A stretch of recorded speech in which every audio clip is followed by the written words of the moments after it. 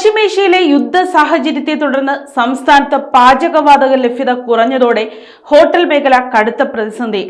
ഇന്ധനക്ഷാമം രൂക്ഷമായതോടെ കേരളത്തിലെ പകുതിയിലേറെ ഹോട്ടലുകളും റെസ്റ്റോറന്റുകളും അടച്ചുപൂട്ടി.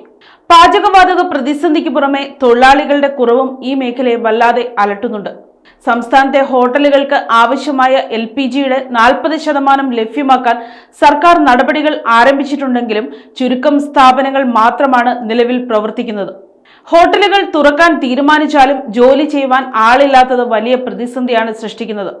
ഇവിടങ്ങളിൽ ജോലി ചെയ്തിരുന്ന അതിഥി തൊഴിലാളികളിൽ ഭൂരിഭാഗവും ഇതിനോടകം സ്വന്തം നാട്ടിലേക്ക് മടങ്ങിയിരിക്കുകയാണ്. സംസ്ഥാനത്തെ 1.25 ലക്ഷത്തോളം വരുന്ന ഭക്ഷണശാലകളിൽ പകുതിയിലധികവും ഇപ്പോൾ പ്രവർത്തനരഹിതമാണ്. 60,000 റെസ്റ്റോറന്റുകളും 20,000 ഹോട്ടലുകളും റിസോർട്ടുകളും ഇതിൽ ഉൾപ്പെടുന്നു. ടൂറിസം മേഖല പൂർണ്ണമായും നിലച്ച അവസ്ഥയിലാണെന്ന് കേരള ടൂറിസം ഡെവലപ്മെന്റ് അസോസിയേഷൻ അറിയിച്ചു.